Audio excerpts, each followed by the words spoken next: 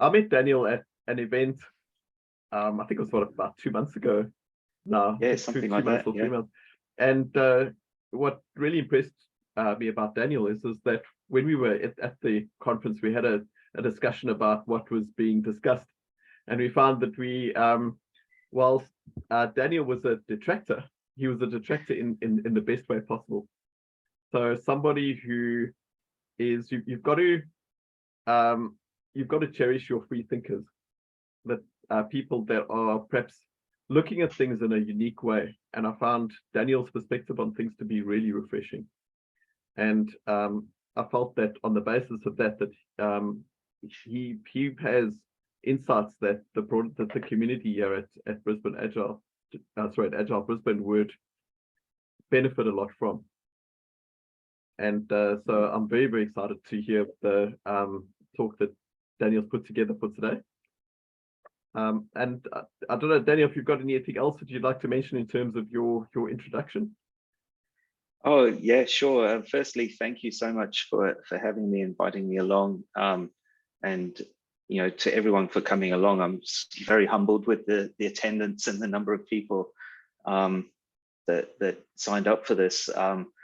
It wasn't something that it's something that I think about a lot, and in terms of making that a talk or something like that was a new challenge for me. So yeah, I really appreciate the time and everyone's putting into this, and yeah, thank you for the great introduction there as well. No worries, and thank you so much for making the time to not only attend tonight but also prepare for this and to put something together to share with us. So yeah, well, really, don't expect too much, everyone. Like, not too much pressure. Right? we'll give you a scorecard at the end. yeah, there we go. Reds or yellows or something. Get off the field, Daniel. Happy to do that. No worries at all. Well, what I'll do then is I'll hand over to you, and okay. It's we'll see what you got to show. Thanks, Daniel. All right, awesome. Thank you. All right, so yeah, hi everyone.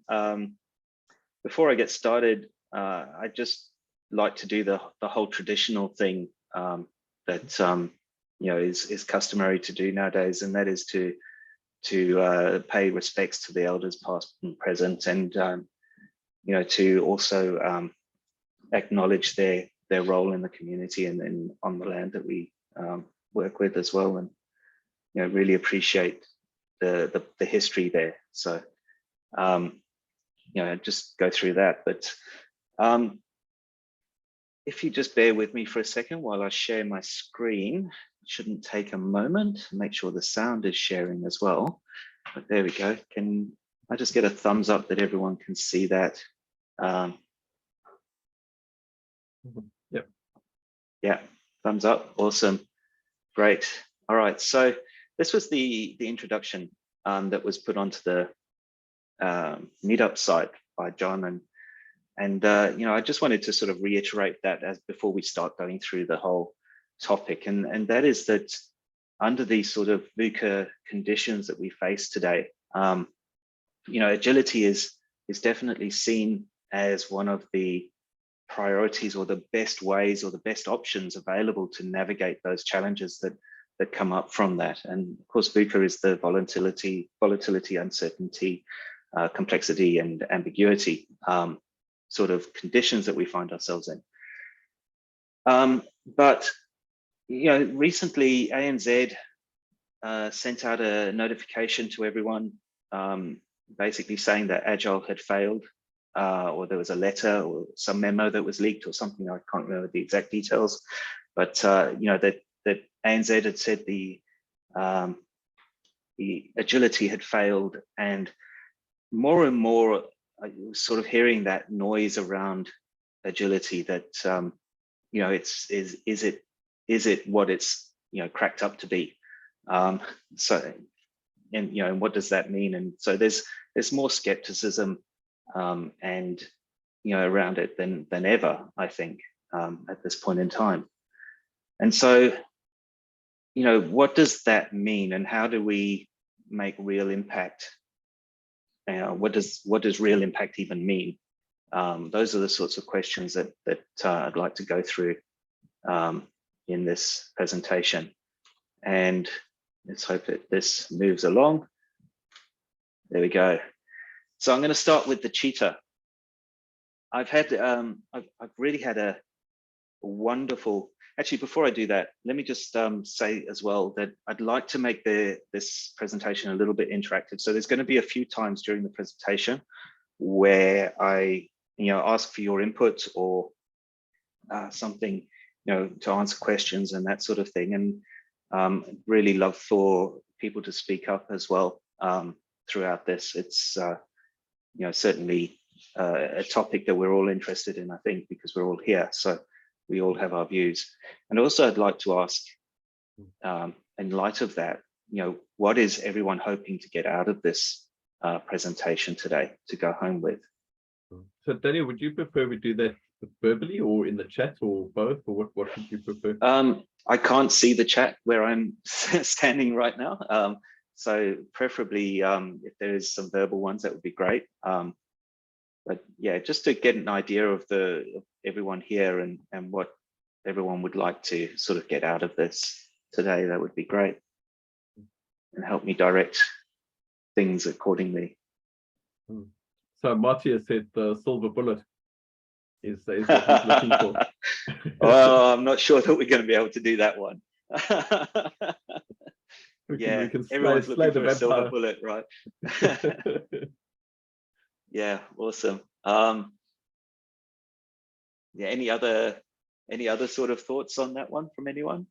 And please feel free to speak up. Otherwise, I'll move on.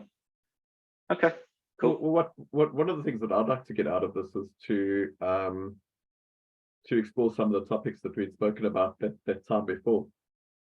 So yeah. So specifically in terms of the difference between the way people perceive agility from what it actually means. Sort of from you look at the organizational context to say that you can it's that, I suppose that the being versus doing agile. Yeah. That Awesome. aspect as well. Awesome, thank you. All right, so I'll start with the cheetah. The cheetah, to me, I was very, very, very fortunate to see this in around 2004, late 2004, to actually see a cheetah and not the person who cheats, but the animal that runs. To see that in full flight, to see a cheetah in full flight in the wild. And it was a very profound moment for me because, what I saw in that moment, being an agilist, was something that I consider one of the most agile creatures on the planet. The cheetah is known for its speed, 100%, right? And but how does it achieve that speed is the question that I started asking myself. How does that all work? And so what I'd like to do is just in the next frame, there's going to be a video, and I'm going to let everyone watch that video. It's about 3 minutes long. And what I'd like everyone to do, if possible, is just take notes while watching that video. Take some notes of what it is about a cheetah that allows it to get its speed and agility. And just to watch this it's a slow-mo video from National Geographic, so it's quite high quality video. But yeah, just take notes of that, and we'll talk about that afterwards as well. So let's just hope my slides go. They're a little bit laggy. All right.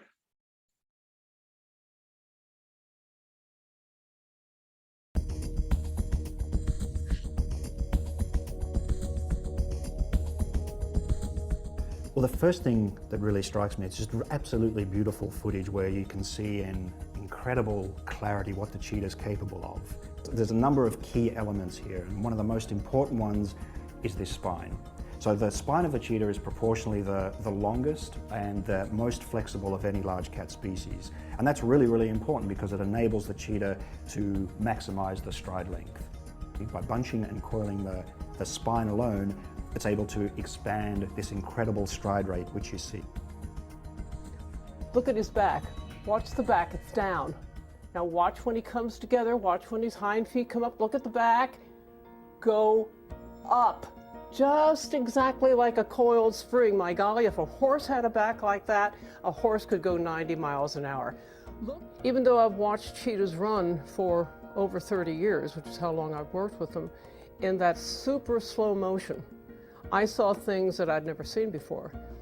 And I don't think I really realized, although I knew it intuitively, that that head just never moves and the eyes stay focused. This is the animal that hunts. The neck stretched out, the head steady. Look how steady that head is. So it's not immediately obvious, but the cheetah's head as well has a whole suite of adaptations. You can see this if you compare it to a fairly similarly sized animal, the African leopard.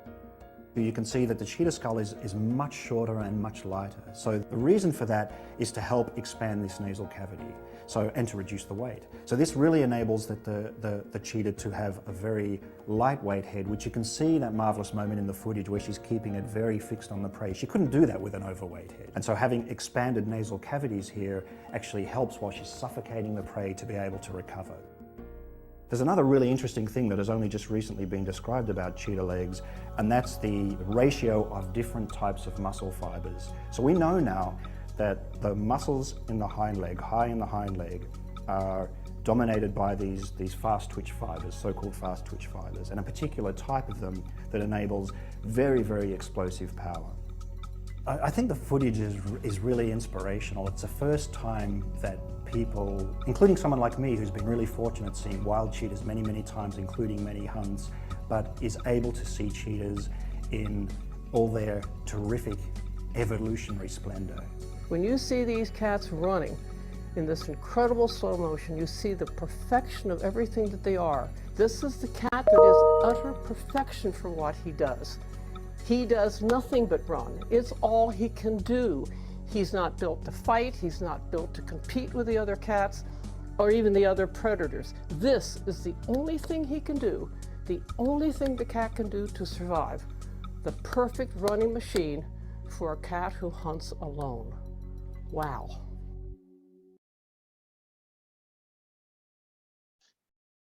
All right, so having watched that, let me, get past that. So let's just discuss that for a moment. What did you notice about that animal? And, in relation to agility? What would anyone say around that? It's very efficient. Very efficient, right? Yeah. And isn't that something that, insane focus, I see that one there as well, right? Keeps its eyes on the goal, focus, right? Focus, focus, focus. The level-headedness, awesome. The strong backbone.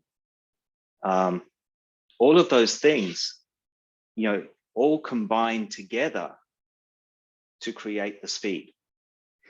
So the question that sort of came to my mind, and one of the things that I'd like to ask here is, does the act of running fast to chase down prey determine the agility of the cheetah? Or is it the cheetah's agility and agile characteristics that enable it to run fast and catch prey?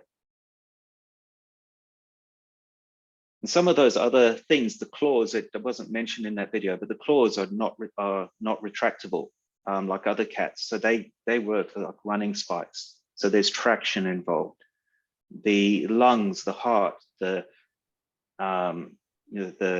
entire organ system is built around that piece as well. So we can, I'll go into some of how that can relate to agility in a moment, but is it the act of running fast that, and chasing down prey that determines the agility of a cheetah, or is it the agility of the characteristics, the agile characteristics that make up and enable it to run fast and catch prey. And so, yeah, it's an interesting question, right? And it's one that as agilists, I think we all need to ask of our organizations, of our teams, of people we work with, of ourselves.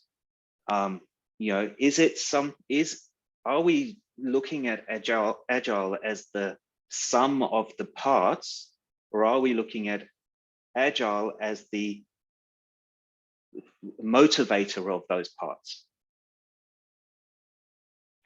And you know, from my experience, I think there's a lot of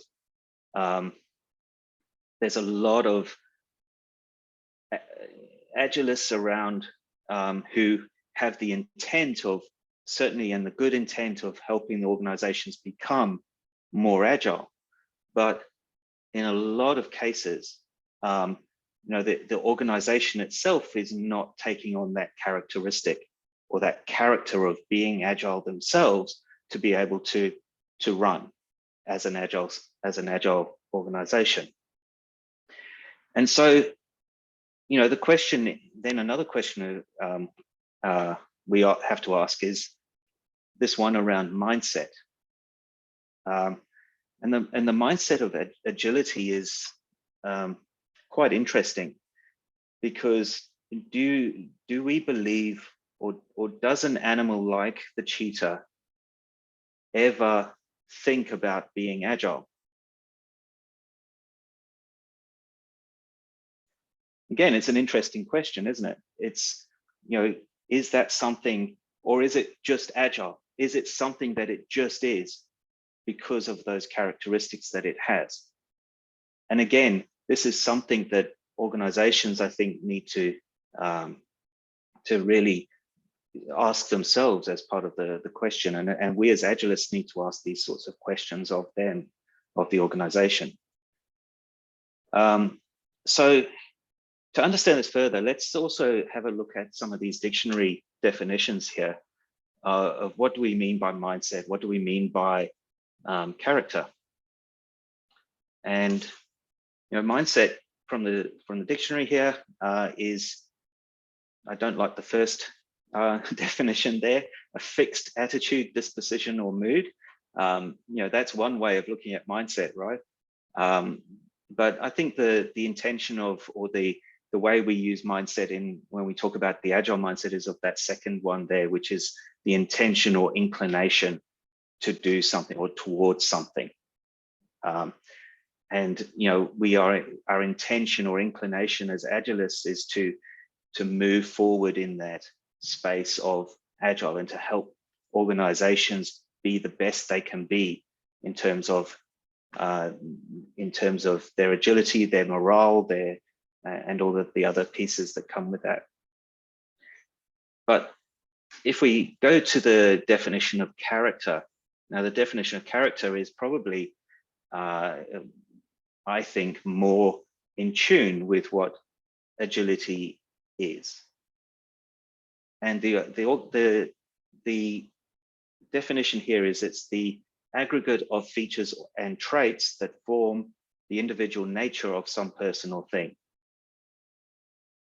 So agility, if we take it from this perspective, is this aggregate of features and traits that an organization, or as persons, or as animals, or whatever it is, they're the traits that are taken on, or that they have, that helps them to become what they are, right?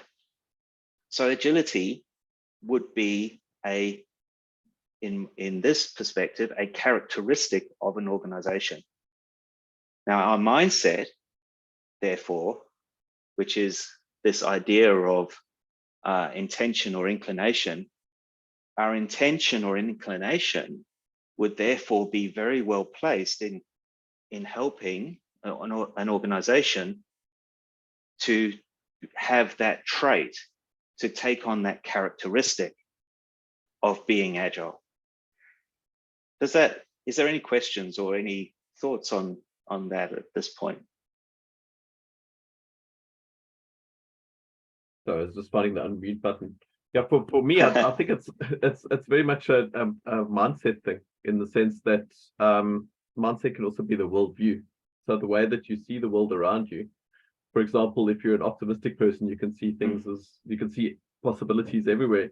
If you're a pessimistic person, then you'll see risk everywhere.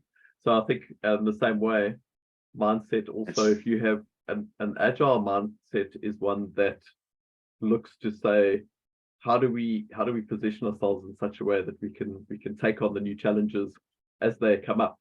Whereas I think a traditional mindset is one that says, hey, look, we've got to do more planning. We've got the journey has to be kind of bedded down as much as possible before we can take the first step.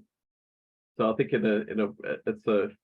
it's a way in which people look at the world, allows them to have the mindset that supports agility or not. And that's I think that's the key, right? So our mindset, and to have the mindset of creating or helping us create systems that evolve a company to believe and to be fully agile. And I think those two work together really, really well. And once an organization or a person takes on those beliefs that they are, take on those characteristics, I should say, that they are agile, then, it becomes much easier for them to say, well, why are we asking for this documentation or this report or this other piece? Why are we not trusting our teams and our people to deliver what they're asking, what we're asking of them? Where are those gaps that we have within the organization? Now, as Agilists, it's our nature, our character to be in this agile way of thinking. And we need to transfer that somehow across to these organizations and transfer that thinking and into our teams and into the people that we're speaking. And that's the tough part, right? That's the really tough part. I think most of the Agilists I've ever spoken to will have this absolute passion, real passion for really increasing and helping people to become the best that they can be, and organizations to become the best that they can be. But the best that they can be somehow has to be driven by the organization itself. It has to be as part of that nature. So, and Daniel, as part of that nature as well. I mean, it's the environment, of course, that determines the success in there. And what you showed in the video as well, it's the beauty of that cheetah running in its environment, going for its prey, having that focus there, and be completely in sync with its environment. And it is, of course, important that, and going back to your ANZ example as well, it is, of course, in what environment are you and how can you become more successful? And Agile, the mindset or the character, for me, it's both.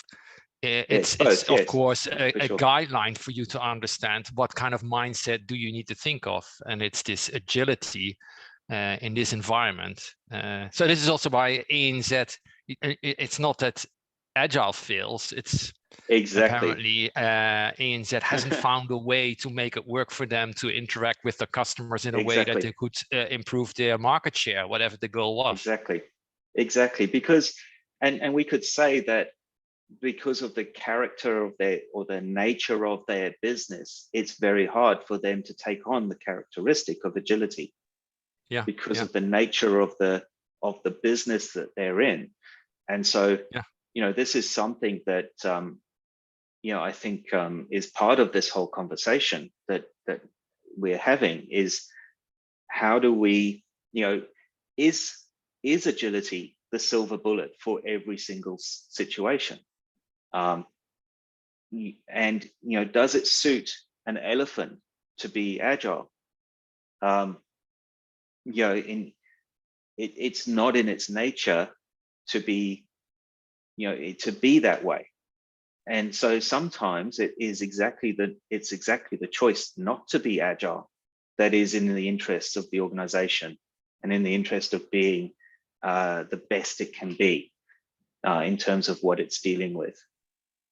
Yeah, these are beautiful analogies you're making there, yeah, also with the elephant, because yeah, it's got a different purpose. Its purpose is not to run behind prey that is very agile in itself, and that makes it if an elephant would need to chase down what a cheetah needs to chase down, it will not be very successful. But I know an elephant is probably a tree eater, so a cheetah wouldn't be successful in that area.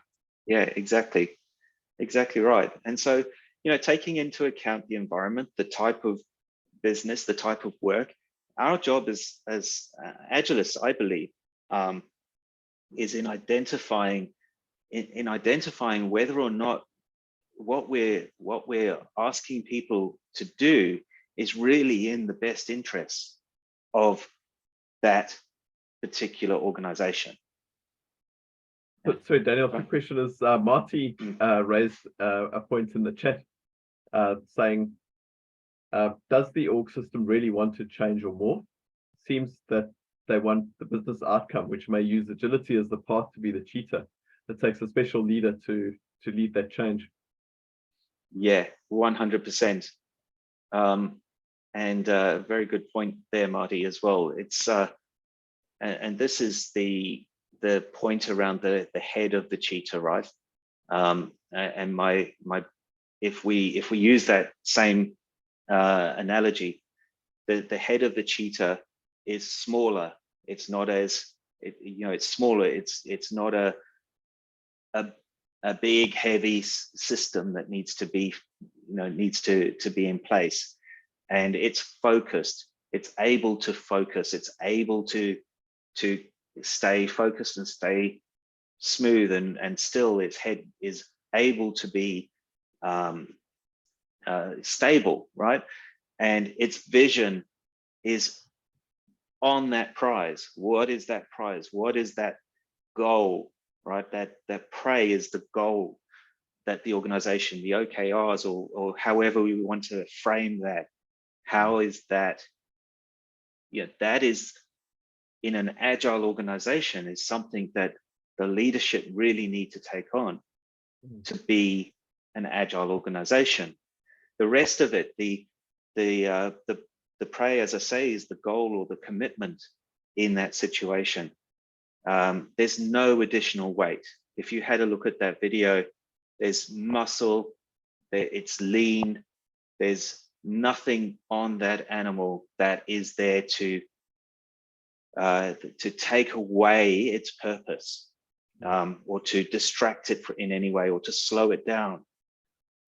So there's no bureaucracy, there's none of that craziness. The organs, they're like the cross-functional teams that we have in our organization. The lungs, the nasal cavity in the head, feeding the lungs, feeding, which the heart is pumping around. The heart is specially developed as well for that, or evolved for that animal.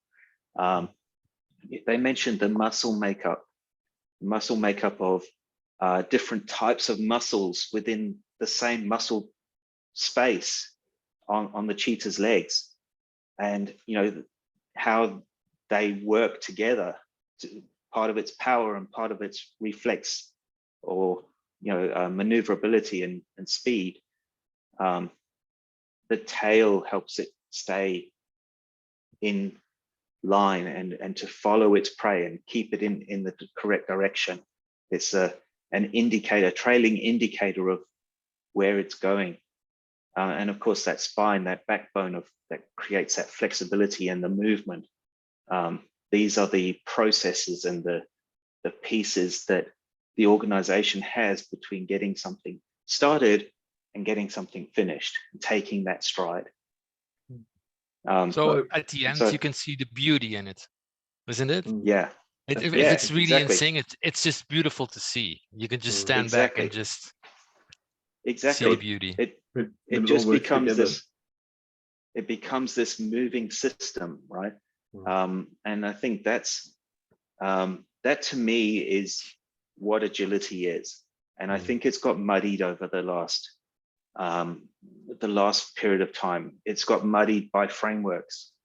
It's got muddied by specific ways of working that have come from various places, all well-intentioned, of course, but all which don't necessarily work well together. It's all very well, they're all good ideas, they're all well-intentioned, but does framework A work with framework B in such a way that they actually make sense to create that whole unique animal? Or is it that one of them is actually holding the other one back? Are they conflicting in some way? It's seeing the bigger picture from that point of view that I think is where our strength lies as a group of people. There's another comment from Daniel? Sorry, go. Magnus here. Hi, Magnus. One reflection on the video, and see what your reaction is. The lady that was an expert of cheetahs, let's say she is the same as a company board or leadership. She couldn't fully appreciate the beauty of cheetah unless it slowed down so she could see all the details of the process. It's a very fascinating point, and yeah, my personal thoughts on that is that this is something that leaders very rarely do. They in my experience, they very rarely try and take a look at the bigger picture of how this decision affects the back leg of the animal. How the I've used the analogy before of a yo-yo. I hope everyone knows what a yo-yo is still, but if you hold a yo-yo on a string and you hold it down straight, it's gonna be okay. But as soon as you move it, then the yo-yo starts swinging, and that swinging starts happening. Then you move it again too quickly, and the swinging gets worse and worse. And the more you move it around, those decisions just keep breaking and building and building and building until the teams, the people who are doing the work, are just so overworked and become so entrenched in just fixing things, reacting to things, solving things, and all of those other pieces that tend to happen. And I think that's as a result of not understanding how a decision affects the system rather than affects, it's got to be done. Okay, great, it's got to be done. But let's work that into the system. We have to turn. Let's work that into the system so that it's not a big thing. There's a couple more points in the chat. I see Patrick. Yeah, awesome. I think Patrick was responding to the points around the cheetah versus the elephant when talking about bounded applicability. Is that right, Patrick? Yeah, somewhat. Like, how can you make an elephant more agile? But is it really? Does the boundaries in which the elephant exists allow it to be agile, right? And similar, I suppose, with the cheetah. If you change the environment the cheetah is in, is it still? If you move the cheetah underwater, is it still agile? So that's where the tools and the thinking that we use, it's it depends on the context and the situation, I suppose. Yeah. That's what bounded applicability, I think, means in this context. So let's answer. I agree with that, or everything that you just said, and let's just, if I may, just say that, you know, if you lock a cheetah in a cage, it's not going to run fast. If you put it underwater, it's not going to swim fast because it's not designed to work in those environments. A hippopotamus is more agile in the water than a cheetah would be. So in that environment, a hippopotamus is actually, you know, which is a very large animal, would actually be a better solution for that. So And I yeah, think it does involve the environment and things. Sorry, yeah, carry on, please, Chris. Oh, I just wanted to also highlight that because it's a very good question. In my opinion, it's not the goal to make an elephant more agile or more like a cheetah, because the elephant over thousands of years is adapted to its environment to operate in the most optimized way, like a cheetah is in his environment. And what you say, lock a cheetah up or look at the hippopotamus in a river, they are adapted to their environment. So it shouldn't be, we shouldn't try to make an elephant more agile, because an elephant should be more like what it's supposed to do. So one other dimension that might be worth looking at in terms of bounded applicability, I think, is the distinction between what you produce as being a commodity versus being an outcome. So maybe as if you are producing cans of soup and you need to produce 100,000 cans, then that's a very different proposition in terms of how your manufacturing process would work than if you have to produce maybe the perfect soup. Exactly. So the way in which you'd approach it would be different, because if you have to produce, say, 100 million cans of soup that are all exactly the same, because you're maintaining the link between that and the way that you've marketed that to the population, then where you put your agility would be on process improvement as opposed to the actual production of the product itself. So I think depending on what it is that you're producing and being able to identify what part of your process is commodity and what part of your process is outcome focused allows you to work out what parts need to be agile and what parts need to be perhaps have a different model. Exactly. I think you're exactly right there as well. In terms of a manufacturing process, you know, if you know exactly how long it takes for something to go along a conveyor belt from start to end, then you can plan. And you know, Gantt charts are great because you can plan that over so many hours you should have so many cans of soup. You know, and then you can plan like when you can sell so many cans of soup to that supermarket or whatever, because you know when you're going to reach that point. And in such cases, you know, those sorts of other processes are actually still more aligned. But if we ask an artist to paint by numbers, that's a different story. If we ask somebody who, like if we went to Picasso or somebody else and we said, hey, here's a nice paint by numbers sheet. You know, today you're going to paint color 1, tomorrow you're going to paint color 2, and so on. And we start doing that, then we're going to get a very frustrated artist who might bite off ears and things, or cut off ears or something. But you're going to get a very, very frustrated artist if you're trying to push them to paint by numbers in a system that is designed for that. And so, you know, software is, I think in software case anyway, you know, there's a lot of creativity involved. And so there are certainly areas that you could do a bit of paint by numbers stuff, but there's a lot of areas that needs that. You know, how long does it take for an artist to paint a picture? You know, it's one of those questions that not many people could answer. So yeah, so there's all of those things. So let's just to continue on here. I chosen integrity here as an example of a characteristic. Now, if we met somebody or an individual or some, whatever it was, and they had the characteristic of integrity, what would we expect from that person?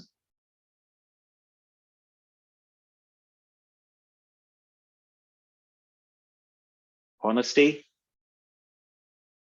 So I saw a definition once that said integrity is doing what you say you're going to do and not doing what you say you're not going to do. That's yeah, awesome. I'm going to steal that. Yeah. So, what framework do we have to introduce integrity into an organization?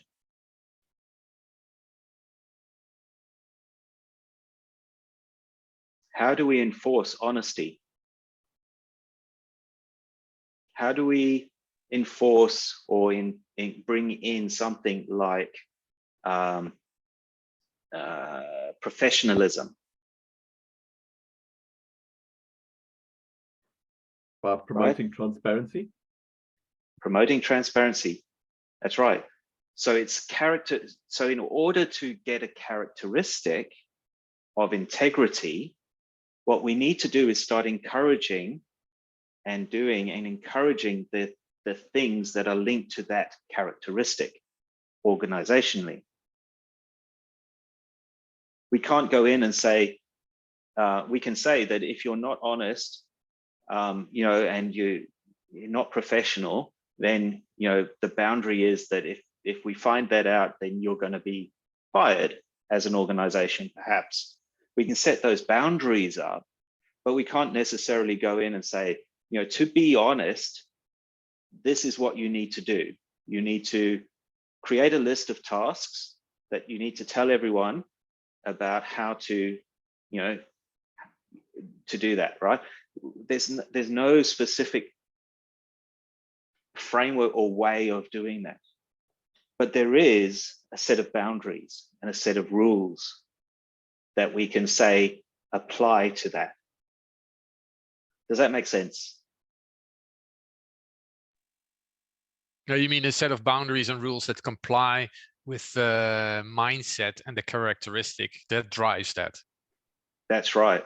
Yeah. Okay. That's right. Yeah. So somebody else. So what about unintentional loss of integrity? So because to have integrity is perhaps there's two aspects to it. I think the one is I love your when questions.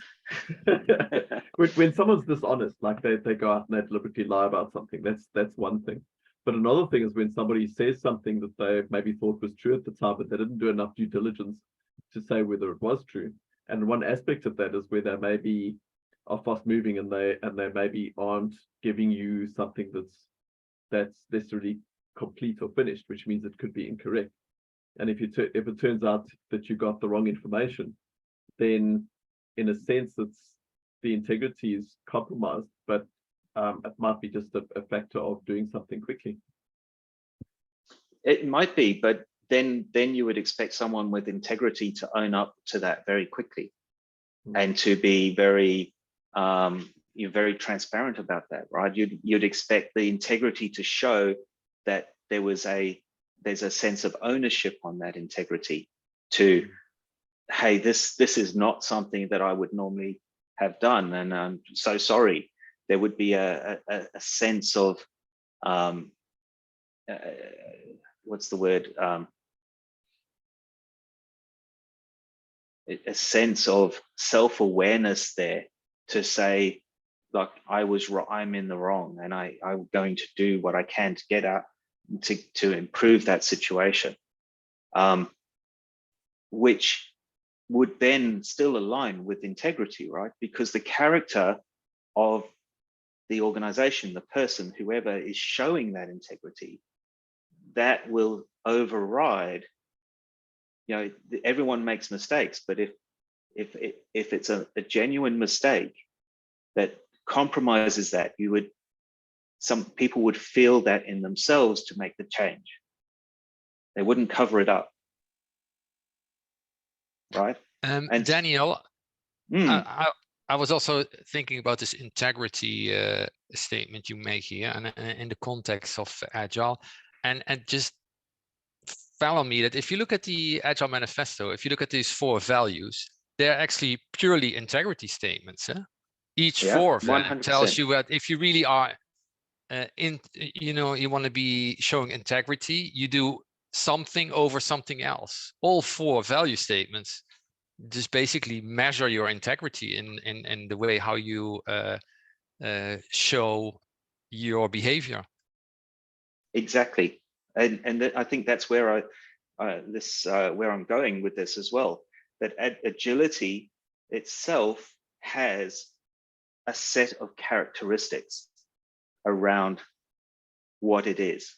So the characteristic of agility is and integrity is the same. Integrity covers honesty and the doing what's right, doing what we say we're going to do, and not doing what we're not going to say we're going to do. As you pointed out, that's integrity. There's a sense of rules, and somebody with integrity will hold themselves to account to those rules. They don't need somebody to come along and say, you are, if somebody questions their integrity, they're going to get angry at that, because it's something that the person themselves, as their characteristic, takes pride in. Okay, and so again, this comes down to, from an organizational perspective, are the organizations that we're working with, are the leaders, are the people, everyone involved in it, are they showing the characteristics of agility? Do they apologize if they jump into from a scrum, just a scrum team perspective? Do people apologize when they break the system because they've had some urgent piece and they know that's not the process? Do they take that on and say, this is to identify as an agile organization? We have to take this on ourselves. We have to understand this. And so this is why I say that character, agility as a characteristic, drives the mindset, not the other way around. The mindset does not drive the characteristic. It helps us define it. It helps us understand it. It's a result of being agile. And so, can you repeat that once more, Daniel? What drives what? So the mindset describes what it means to be agile, and describes Yes. that to ourselves, right? But to be agile, to have that mindset, you have to be agile. The character comes before the mindset, but the mindset describes the character. So you're saying agility is like a structural thing. So it's like the DNA of the teams, as opposed of the to company. Yeah.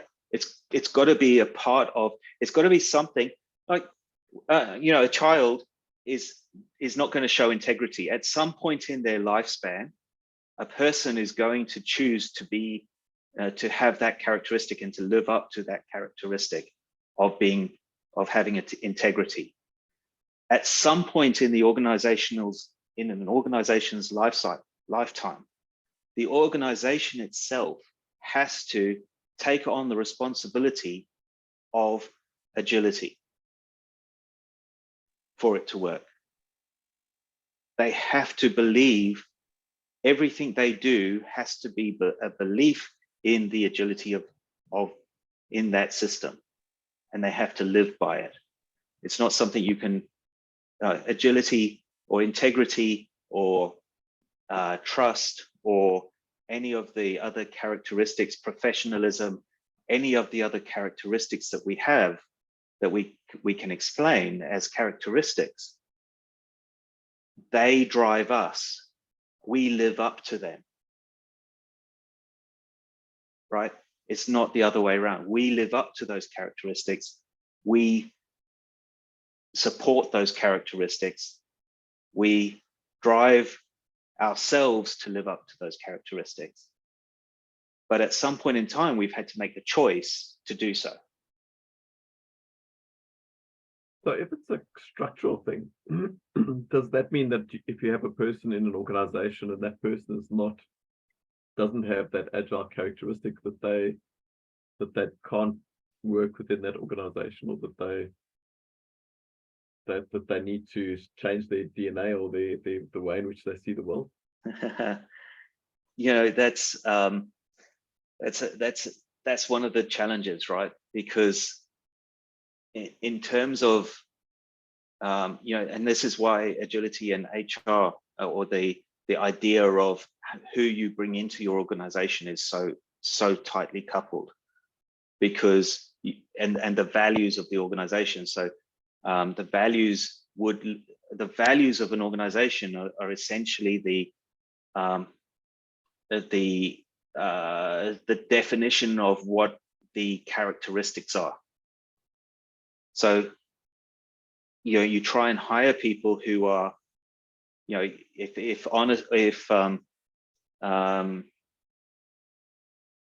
you know, if the expectation or the company leadership and everyone else values well-dressed people, they're not going to hire people who are not well-dressed, right? Because that's what they value. But the challenge is that most companies are not seeing agility as something, they're seeing it as something to do and not something they are. And this is the big challenge for me, is what does it mean for somebody to, or for an organization to take that on as a characteristic, to say what we are is agile, and we understand what that means because we know what the characteristics are. We know what those values are for agility, and we live up to them. And that is the challenge. But as soon as that challenge happens and the organization starts to go, okay, as an agile organization, we're going to put people over processes, for example, right? Then the organization is going to look for the right people, because that's the nature of agility. And so again, this is, you know, it's a step above where we sort of stand at the moment. And I think it's very much in the nature of the Agile Manifesto, and in the nature of you know, very much, you know, the early work that was going on in our space. But I think this is what has been lost over time. This piece around, you know, it's who we are, not what we do. Yeah, in this sense, the Agile Manifesto is a bit like a code of conduct, and because that was also mentioned in the chat by Young, I think, or by Owen. No, I think it's Owen who mentioned that. But it's not the doing; it's that you are agile, and then you behave in this way. Then you do you respond to change over following that plan. That's one of the other ones. Then the question becomes, do you need frameworks? If you think in an agile way, if the organization thinks in an agile way, do they need a framework? If an organization thinks and believes that they are agile, do they need to implement, do they need to watch burn down charts and velocity and all of these other metrics that people use to measure things, possibly incorrectly? What if you saw frameworks as tactics and also having a common language? Well, 100%. I'm not saying that we do away with them, I'm saying that they are choosing the right one becomes much more of like a, you know, as you say, an elephant. They might choose to go down the safe road if they want to continue to go down agility, because that's all fits, that sort of fits their size and their structure and other things that works with them. But you know, that's why startups generally are looking at the smaller frameworks, the scrums and the kanbans and the other things around that, and starting there. You know, choosing the right one, choosing the right framework to fit the mindset of how do we become agile, versus we're just choosing this framework because this is the same framework that everyone tells us to use. You know, and that's a different use of the framework, right? And I think SAFe is a really good example of that, because you know, a lot of organizations that I'm seeing are bringing SAFe on board because it's sort of the one that ticks all the boxes for them in terms of it, you know, in terms of the dual operating system and other things. It ticks the boxes for them not to necessarily overly change what they already understand. Yes, Daniel, and this is probably where why you raised the ANZ example as well, because that's a situation where, well, we apparently we need to be agile, and then we just buy agility using the, I don't know what they use, maybe SAFe or something, but probably SAFe inspired framework, and then it doesn't work. And but they just thought, you know, with some money we throw at it, will just work for us. But the mind shift hasn't happened. And I think possibly the mind shift was definitely something that was tried to, or the CEO at the time who brought that in absolutely wanted to shift that mindset. But you know, in the organization that and the others around him, this is where it comes down to that other point about, do you have the right people in the organization to support what it means to be agile? And I think personally, without personal experience in that situation, that, you know, he had people who were trying to vie for his job and stab him in the back a little bit. And, you know, the political game that was embedded in that sort of sector played a big part in undermining some of the stuff that he was trying to do. Which in itself shows that the company didn't take on the persona of being agile, that characteristic as a characteristic. Well, at the end, it's a difficult job to ask an elephant to become more agile. Then just tell him, look, there's a cheetah. You probably need to want to behave like that if you want to capture that animal. And the elephant will probably say, well, look, I didn't grow up in this environment. That's not my piece of cake. Yeah, exactly. So just looking at the time. Oh wow, yeah. So hopefully we didn't derail your talk too much, Daniel, with all of our questions to. No, this is actually a better outcome than me just talking at people. So I much prefer this this approach. So thank you. No worries. So should we? Would you like to cover any other material, or would you like to have any other questions before we wrap up? So yeah, I'm happy to take questions and answers. I think we've been doing that throughout as well. But certainly, I hope that the idea that I'm presenting here is one that resonates with people in the room, because at the end of the day, this is something that, as people in the industry, it's something that I think we are the leaders in, and we need to encourage this shift as much as possible, it's not going to be possible everywhere. But if we can make small inroads, I think we'll actually get a much better result out of agility overall. Thanks, Daniel. Are there any general points that anyone would like to raise related to the talk this evening? What's the elephant in the room? May I just refer to the comments? Tom has a good one at the end. Daniel, you might want to read that one. Yeah, that's it. That's how you make an elephant a cheetah. Well done, Tom. I call it scrum washing. Love it. Yeah, yeah, love it. Awesome. Well, thank you so much for your time and attention and for joining in the conversation. As I say, that's I think that's the best outcome for these types of things is to everyone to be involved and have points of view. So thank you for your time. It was an absolute pleasure having you on at Agile Brisbane. So thank you so much for coming and sharing with us. Thank you. And I'll stop sharing now because I think your face is more important than my single word on a slide. Well, it's a good word.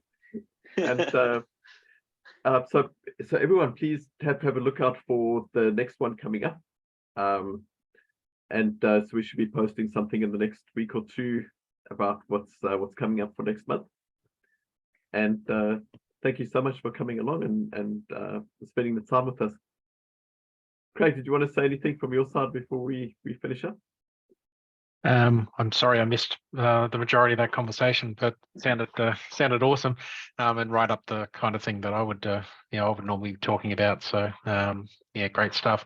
I don't know whether you said at the beginning, John, but we're always looking for speakers. So it takes a lot of work to get this thing happening. Just all the organisation and things. So anything, if there's either a topic you want to hear about or you've got something to say, you don't necessarily have to take the full hour, because as you probably saw here is that we can derail ourselves pretty quickly. Just a conversation starter is enough of a thing. So it could be a topic you want to learn about. But please reach out to us because we need your help. It's community. It's not just John and I and a couple other organisers that together we actually need all your help. So if you've got something to say, or if you want to learn about something, reach out. Even that helps us to go and see if we can find a source if we know that's something that people want to learn about. So get in contact with us. Thanks, Craig. That's a good point. Thank you. Yeah, thanks everyone. I did put my LinkedIn detail and just my link into the chat there if anyone wants to connect and continue the conversation further. I'm always happy to do that as well. So thank you. Thanks, Daniel. And thanks, everyone. Awesome. Have a good evening. Thank you, guys. Well done. Cheers.